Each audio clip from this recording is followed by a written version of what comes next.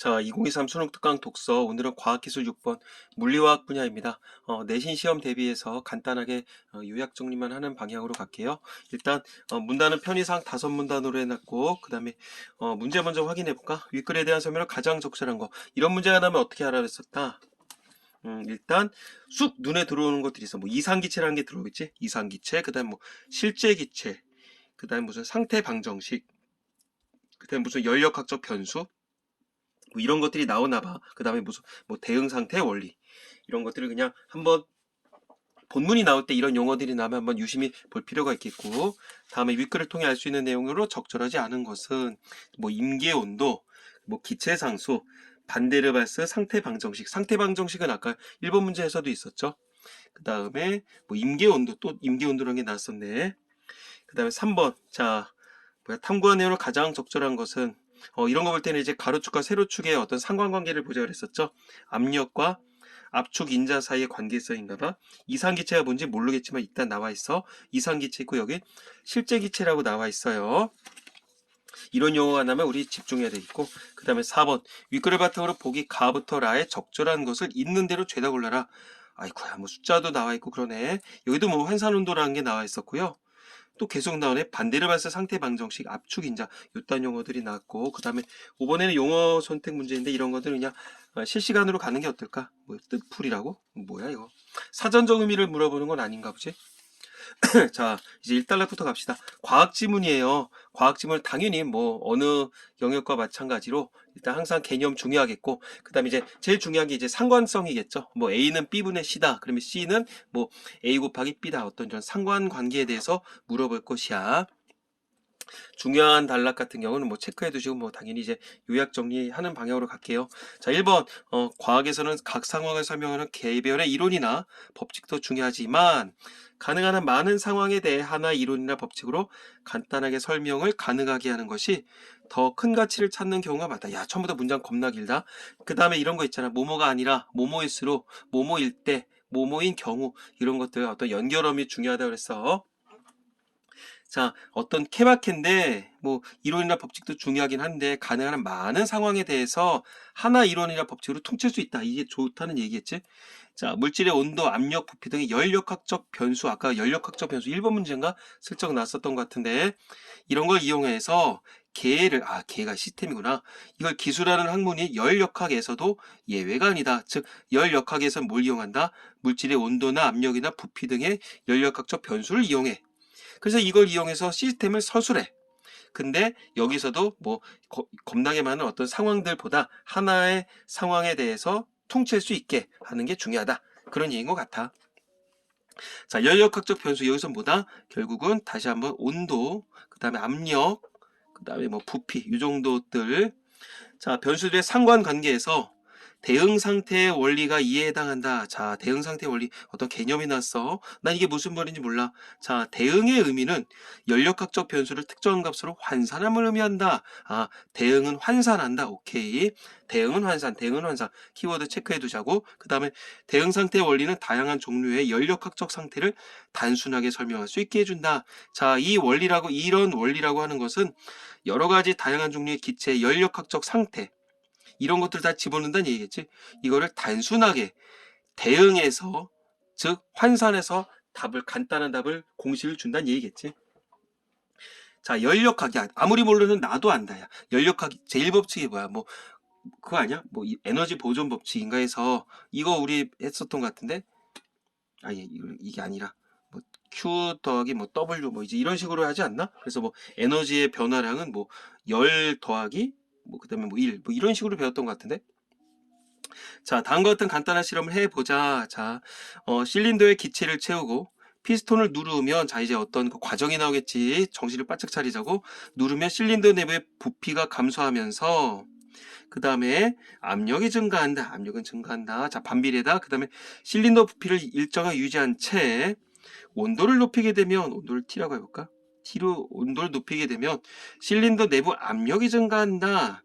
자, 압력과 온도 사이의 관계성을 얘기를 했어. 자, 부피가 줄어들면 압력이 증가하고, 또 압력이 증가할 때 또 온도를 높이게 되면 압력이 증가하는 거니까 이런 식으로 상관성을 알 수가 있을 것 같은데. 맞죠? 그 다음에 개를 이루는 기체 압력, 몰당 부피, 절대 온도의 상관관계를, 자, 이런 것들 중요하겠죠? 아, 시스템을 이루는 건 뭐다? 몰당 부피, 기체 압력, 절대 온도, 이런 상관관계를 방정식으로 표현한 것을 기체의 상체 방정식이라고 하는구나.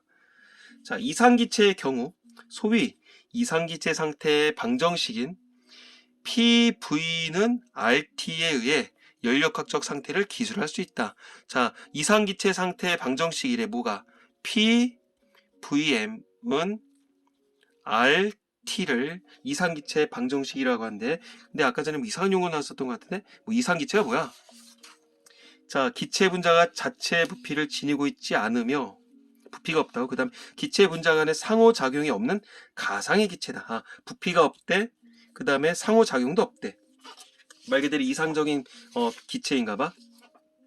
이런 상태에서는 이런 공식이 통한다는 얘기겠지. PV는 RT다. 자, 근데 기체 상수는, 여기서는 기체 상수가 뭐야? 이거 R이었지. 기체 상수는 기체의 종류와 상관없이 동일한 값을 지니므로 보편 기체 상출한다. 보편 기체 상수라고도 지칭한다. 아, 이거는 기체 종류랑 상관이 없다고? 보편적이다. 오케이. 그렇대. 자, 실린더 내 분자의 수가 매우 적어서 개의 부피에 분자 자체의 부피가 기여하는 바가 매우 작고 분자 간의 상호작용이 무시할 만하면 이상기체 상태 방정식은 매우 유용하게 쓰일 수 있다. 왜? 이상기체가 아까 뭐였어? 자체만의 부피가 없다 그랬었고 상호작용이 없다 그랬었지. 그러니까 분자의 수가 매우 적고 그래서 상호작용이 무시할 만하면 이게 쓸 수 있지만, 그러나 실제 기체에서는 이러한 이상기체 상태 방정식의 정확성이 떨어지게 된다. 거꾸로 얘기하면 뭐야? 실제 기체에서는 어떤 분자의 수를 무시를 할 수가 없다는 얘기지. 자, 실제 기체에서는 분자를 무시를 할 수가 없다. 무시를 할 수가 없다. 그 다음에 어떤 기체 간의 어떤 상호작용을 또 무시할 수 있다, 없다. 상호작용 또한 무시할 수가 없다. 자, 따라서 이상기체 방정식을 실제 기체의 분자 간의 상호작용 및 분자의 자체 부피를 고려하여, 여기 나왔네. 그래서 보정한 반데르발스 상태 방정식과 같은 기체의 상태 방정식들이 제시되어 왔다. 즉, 반데르발스 상태 방정식에서는 부피를 인정하겠고, 그 다음에 상호작용을 인정한다는 얘기겠지. 자, 과학 몰라, 어려워. 몰라, 개인적인 소견이지만 난 과학집을 사실 안 좋아해. 하지만 있는 그대로 받아들이자. 그래서 우리는 과학이 아니라 우리는 국어를 하는 거니까. 자, 이제 실제 기체가 이상 기체와 다른 정도를 나타내는 개념 중에 하나가 압축인자다. 자, 실제 기체랑 이상 기체랑 다르대. 그 정도를 나타내는 개념 중에 하나가 압축인자다. 그러니까 압축인자 외에도 이상 기체, 실제 기체 구별할 수 있는 게 여러 가지가 있다는 얘기겠죠. 그럼 압축인자가 뭔지 나왔어야지. 압축인자 아까 전에 그래프에서 Z로 표현했던 것 같은데. 그치, 여기 있었어지, Z. 압축인자란 어떤 기체의 몰당 부피가 뭐였어? VM이었지. 이상 기체의 몰당 부피로 나눈 값이다. 자, 오케이. 압축인자를 어떻게 구한다? 기체의 몰당 부피. 여기서 얘기하는 이 기체라고 하는 건 실제 기체를 얘기를 하겠지. 실제 기체의 몰당 부피를 뭘로 나눈다? 이상 기체의 몰당 부피로 나눈다.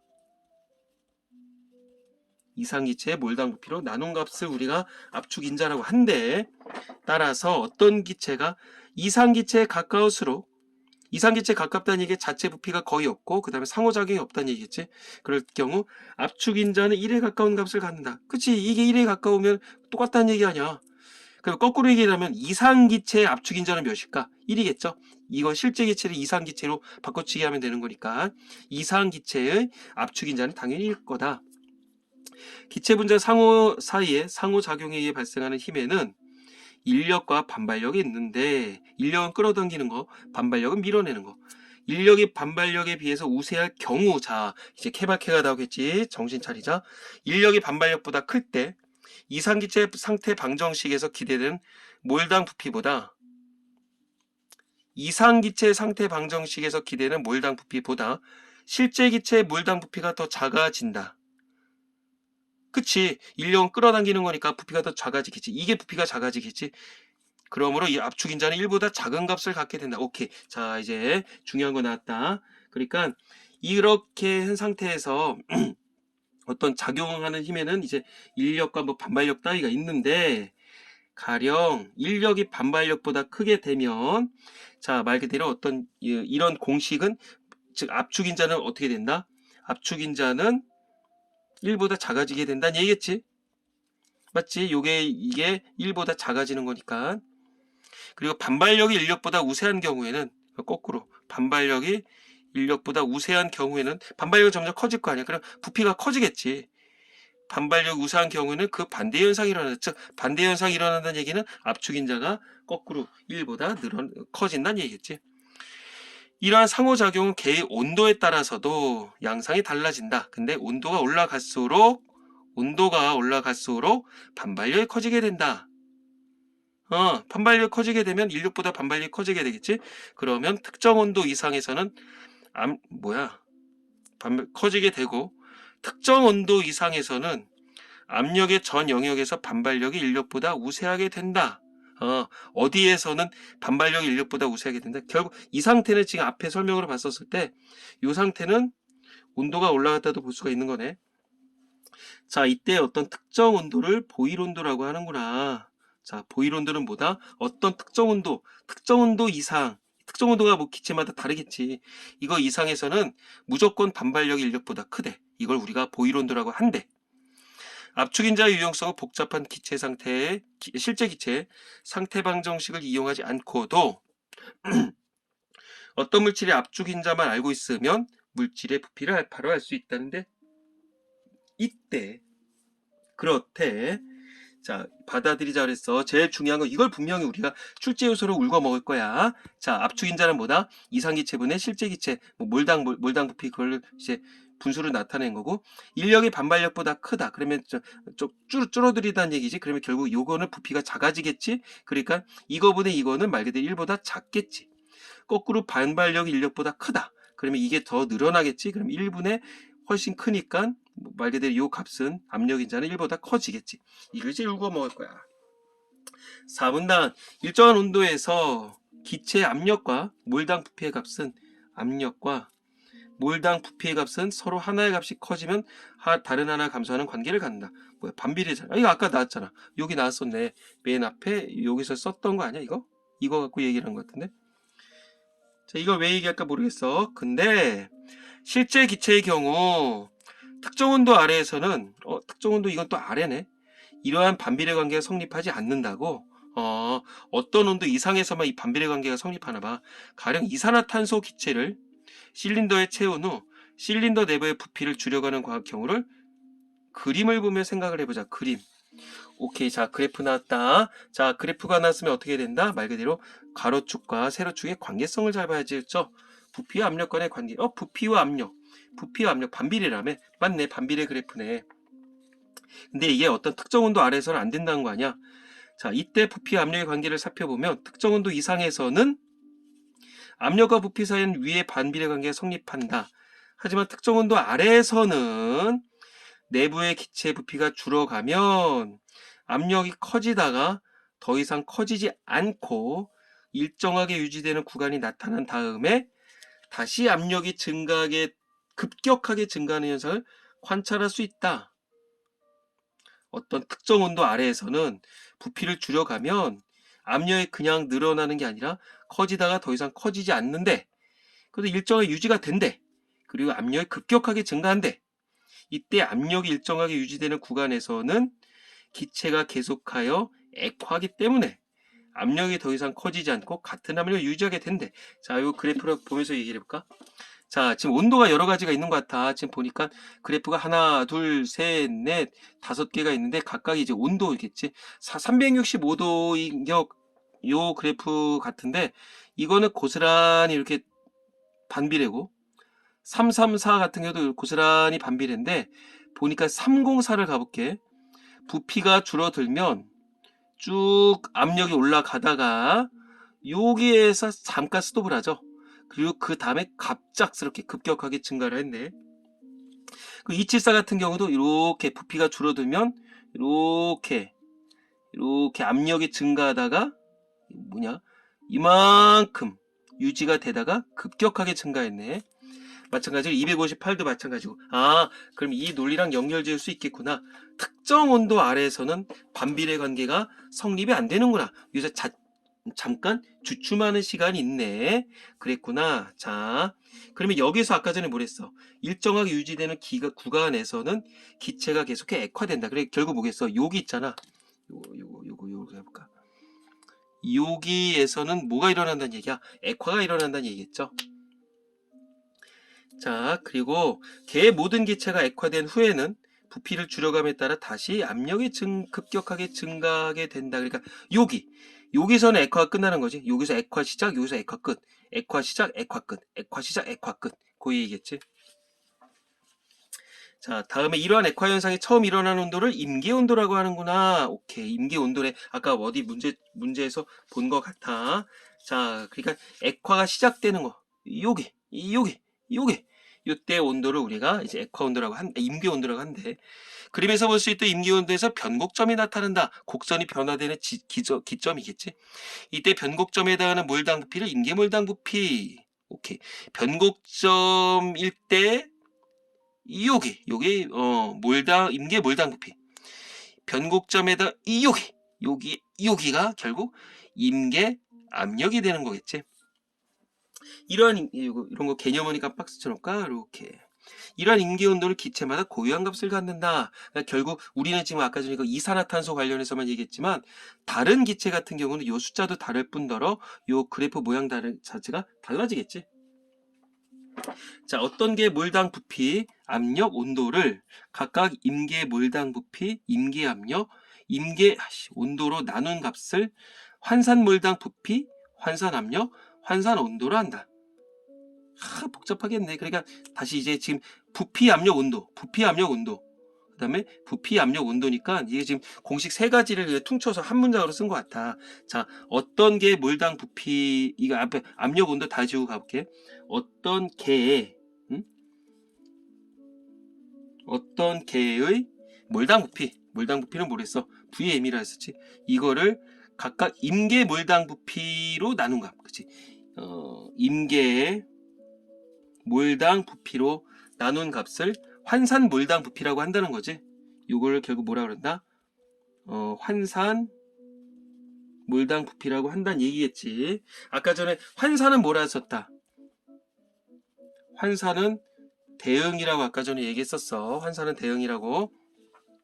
이 공식에다 바꿔치기 하면 되겠지. 자, 환산 압력은 어떤 개의 압력을 임계 압력으로 나눈 거고, 환산 온도는 어떤 개의 온도를 임계 온도로 나눈 거겠지. 실제 기체의 압축인자를 개의 즉 시스템의 압력 변화에 따라 나타내면 압축인자 아까 Z 압축인자 어떻게 구했었다? 이상기체 VM분의 실제 기체 VM 그렇게 공식이었었지. 음악이 시끄럽나? 잠깐만. 어떤 개 압력 변화에 따라 나타나면 기체의 종류에 따라 다른 모양의 그래프가 그려진다. 그러나 환산 몰당 부피를 이용해서 개별 환산 온도에서의 환산된 압축인자의 변화를 환산 압력에 따라 그래프로 나타내면 압축인자는 같은 환산 압력에서 기체의 종류에 상관없이 거의 동일한 값을 갖는다. 그러니까 이게 무슨 말이냐면 기체의 종류에 따라 말 그대로 다 다르다는 얘기, 원래 모양은. 근데 이거를 이런 식으로 환산을 해서, 즉, 말 그대로 다른 걸로 이제 대응을 해서 하게 되면 모든 기체마다 어떤 값은 동일해진다. 그 얘기겠지. 이를 대응 상태의 원리라고 한다. 대응은 환산이라 썼지. 그리고 대응 상태의 원리는 다양한 기체의 연력학적 관계 파악을 용이하게 해준다. 자, 대응 상태의 원리가 어떤 의의가 갖고 있는지를 얘기를 해주고 있어. 이런 것들은 다양한 기체의 연력학적 관계 파악을 쉽게 해준대. 그게 어떤 대응 상태의 어떤 원리의 대응 상태의 원리의 어떤 의의겠지. 자, 실제 기체의 대표적인 상태 방정식인 반대로 봤을 상태 방정식은 이거 뭐야? 아까 전에 그거네. PVM은 RT였잖아. 근데 이게 뭐냐? PV 아까 전에 거기서 요것만 있었었는데 근데 요거였잖아. 근데 실제 기체에서는 뭐 서로 뭐 부피가 있었고 기체에 부피가 있었고 또 상호작용을 무시할 수가 없댔잖아. 모모 형태의 실제 기체 분자 간의 인력을 고려한 계수 A와 그리고 기체 분자의 자체 부피를 감하는 계수 B가 도입이 되어 있다.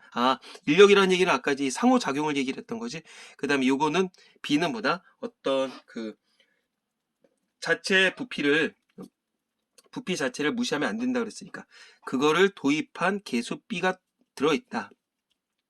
A, B는 분자 종류에 따라 값이 다르겠지. 하지만 이 방정식에 환상값들을 대입하고 이거를 대입하고 임계점에서 변곡점이 나타나는 점을 수학적으로 이용해서 이를 환산 압력에 대해 표현하면 A, B가 사라지고 왜 대응시켜버리는 거니까 죄다 없어져 버리고 환산 온도와 환산 물당 부피만의 식이 된다. 딱 요렇게 요걸로 모든 걸 퉁칠 수 있다는 얘기겠지. 즉 기체의 종류와 상관없이 같은 환산 온도와 환산 물당 부피에서 기체는 같은 환산 압력을 갖는다. 자, 그러니까 말 그대로 이제 A와 B 자체가 없어진다는 얘기야. 자, 이제 쉽게 가자. 그럼 이제 한번 문제로 바로 적용을 해볼까? 1번 이상기체를 설명하는 대립하는 두 이론 대립하는 거 없었었고 그 다음에 이상기체와 실제 기체의 차이점을 제시하고 차이점이 있긴 있었지. 뭐 자체 부피가 있냐 없냐 그 다음에 뭐 상호작용이 있냐 없냐 그리고 실제 기체의 상태 방정식이 한계 실제 기체의 상태 방정식 반대로 그거 아닌가? 근데 그 한계가 났던 건 아니었고 그 다음에 이상기체와 실제 기체를 기술하는 각각의 열역학적 변수들이 다른 이유에 대해서 열역학적 변수들이 다르다고? 아니라며 이거 다 똑같다며 온도랑 이거 압력이랑 V가 모두 같다 그랬잖아. 이 틀렸네.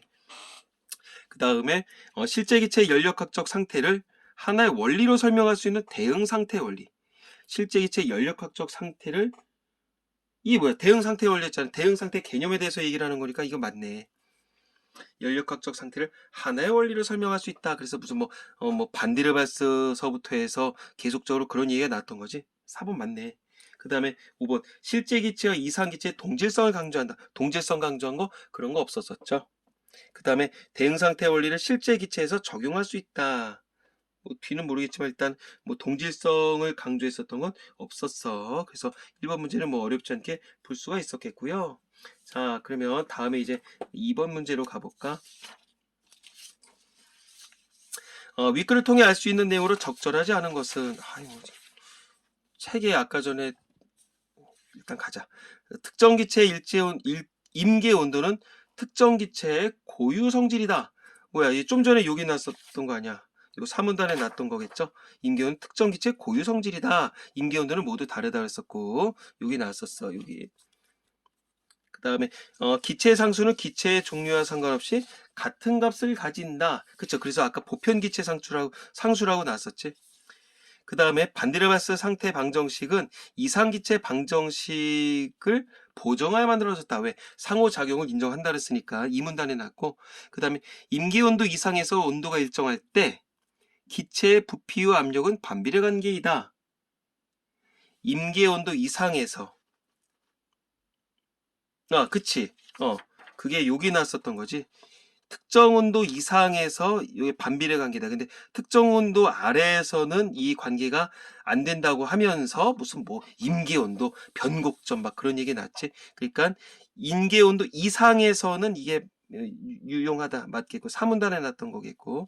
자, 이런 건 좀 좋은 질문이니까 한번 밑줄 쳐놓자고. 머리 아예 그냥 집어넣어놔요. 뭐 수능 볼 때까지 이거 뭐 어렵지 않잖아.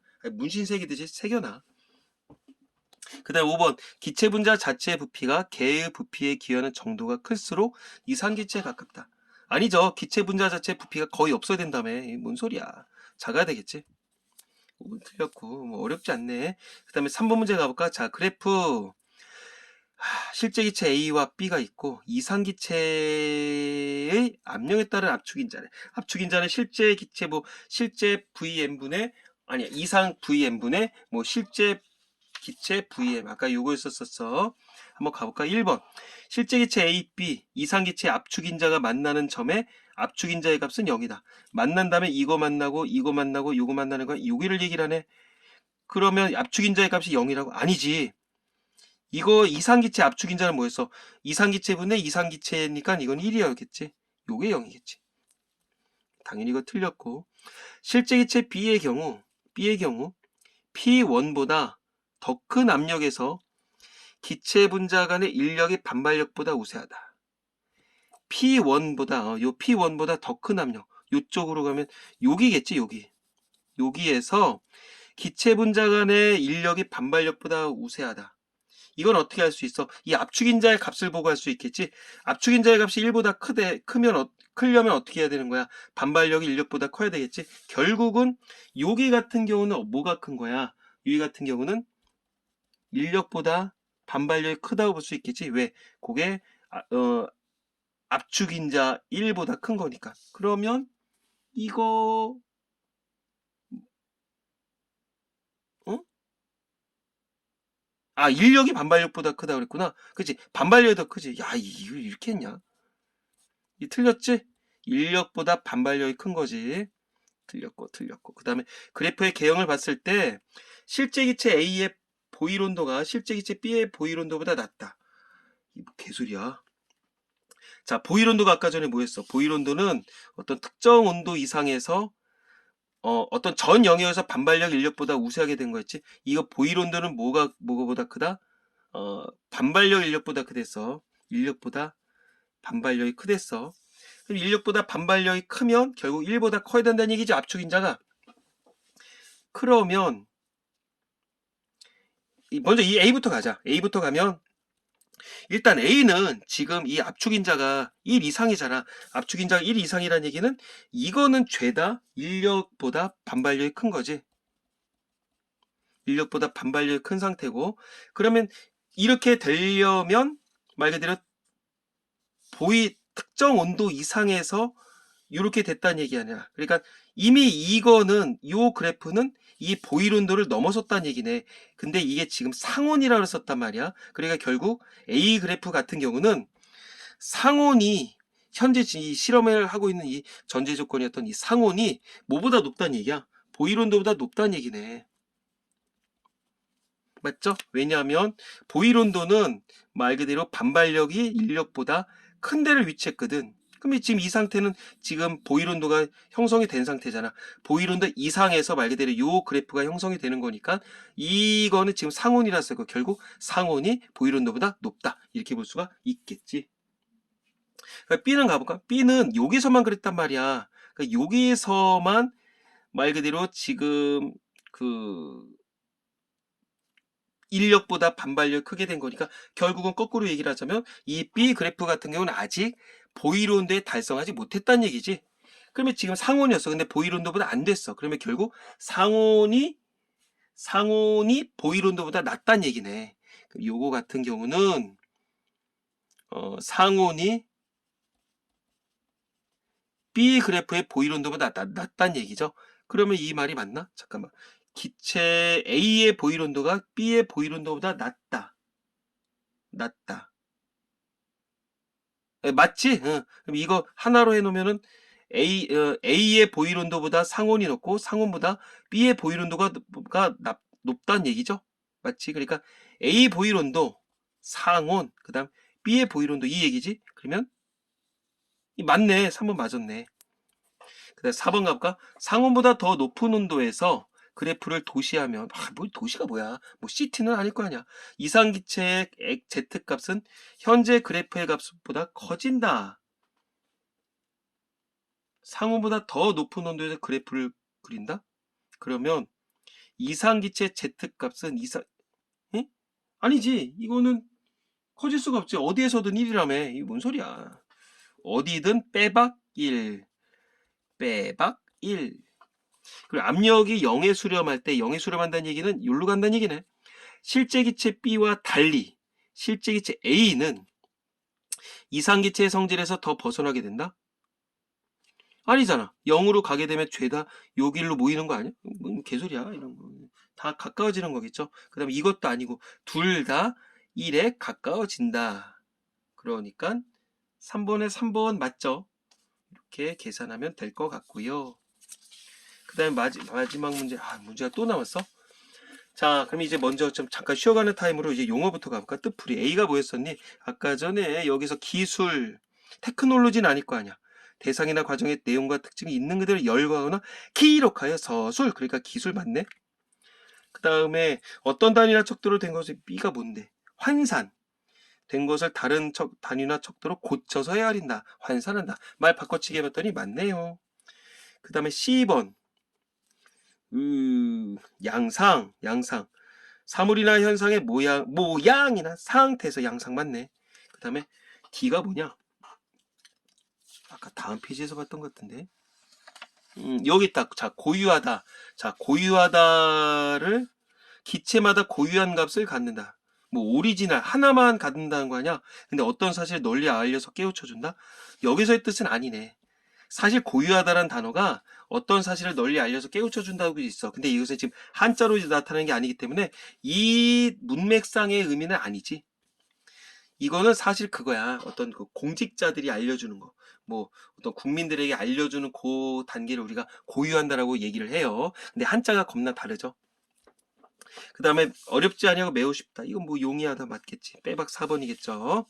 자, 마지막 문제 4번입니다요.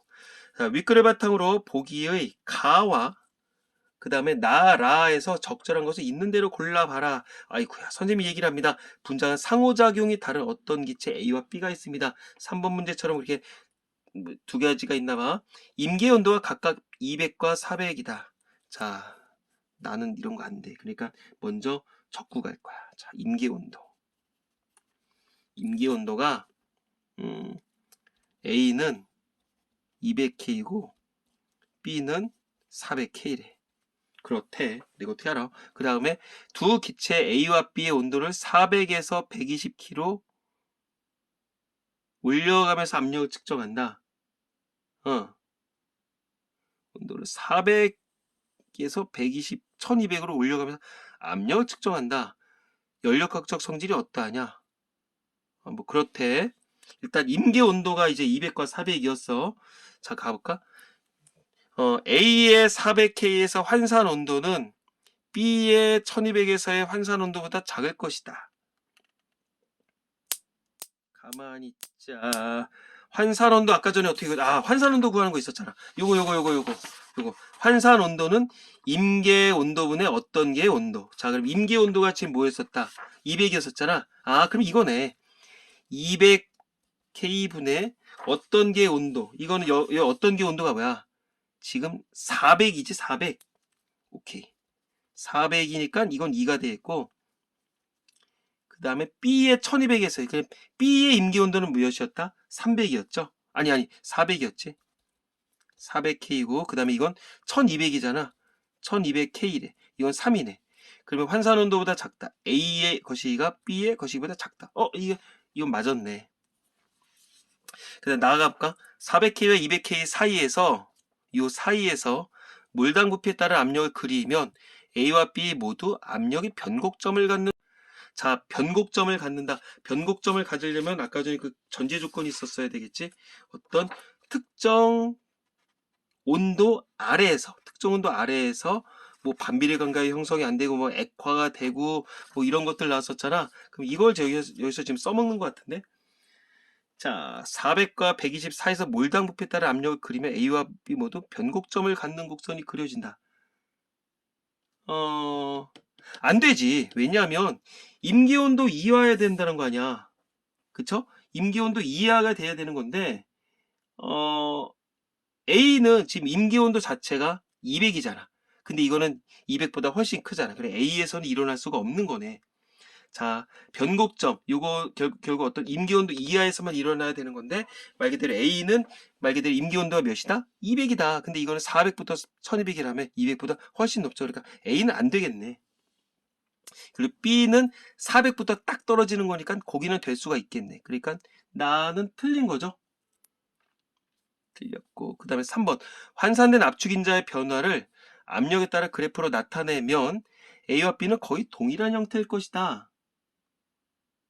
뭐야? 그치. 환산된 거. 환산이 안 됐으면, 만약 이런 식으로 환산이 안 됐다면 죄다 각각 달라지겠지만, 환산은 다른 걸로 대응을 시킨 거잖아. 그러니까 A와 B는 거의 동일한 형태라고 볼 수가 있겠지. 이거 맞겠고, 그 다음에 라번 반데르발 거시기 뭐 이거에 B의 환산값을 적용해서 환산값을 적용 환산 압력에 대해 나타내면 A의 환산값을 적용한 것과 달리 반데르발스 계수 B가 나타난다. 환산값을 적용해 환산 압력에 대해 나타내면 A와 B가 모두 없어진다고 하지 않았나? 달리가 아니라 둘 다 없어진다. 그렇게 해야 되겠네. 그러니까 라도 틀렸고 가와 다만 맞다고 봐야 되겠네. 2번이겠네. 뭐 이거 쫄기 시작하면 뭐 끝도 없을 텐데 막상 뚜껑을 열어보면 그렇게 어려운 지문도 아니에요. 하지만 그냥 개인적인 소견으로는 충분히 나올 수가 있겠고, 우리 지금 공부하는 학교처럼 내신 시험에서 많이 써먹을 수 있지 않을까 싶어. 자, 그럼 한번 이제 뭐 정리하는 차원에서 한번 표를 한번 나타내 볼까? 환산 안하 구성. 결국 기본적인 어떤 반디르바스 뭐 그 있었잖아. 상태 방정식. 이거랑 환산을 하고선 환산값을 대입했다고 얘기할까? 환산값을 대입을 하고 나서 어떤 반데르바스 공식에 대해서 얘기를 해보자고. 변수는 각각 뭐라고 볼 수 있을까? 변수는 여기서는 뭐 아까 뭐 P 있었고 몰당 부피 있었고 T가 있었고, 그 다음에 뭐 이거는 어떤 뭐 있는 그대로겠지. VMR, 그 다음에 어떤 TR, 뭐 이거 실제를 얘기를 하는 거니까 간단하게 적어봤고, 그 다음에 어떤 상태 방정식에서 A와 B의 개수, 아니 A와 B의 어떤 개수랄까? 그 변수가 있다 없다, 여기선 있는 거지. 하지만 환산값을 대입하면 죄다 없어지게 되는 거지. 그 다음에 계속 그런 얘기가 났었죠. 어떤 환산 온도와 그다음 환산 압력 P, 이게 같을 때 환산 몰당 부피는 어땠다? 이건 기체의 종류와 관계가 있다 없다. 기체의 종류와 관계가 있다. 기체마다 다르다. 근데 여기서는 뭐 다르다라고 안 했었고 기체의 종류와 관계가 있다 그랬었지. 관계가 있다 그랬었고, 이렇게 환산값을 대입하면 기체 종류랑 상관없이 죄다 똑같다 그랬었죠. 이렇게 정리를 할 수 있지 않을까 싶은데, 자, 여기까지 갈 테니까 한번 자기만의 용어로 다시 한번 정리해 보시고요. 뭐 글씨를 못 써서 미안합니다. 항상 뭐좀 내용으로 충실하려고 노력하고 있으니까 우리 친구들 많이 이용하기 바래요. 수고.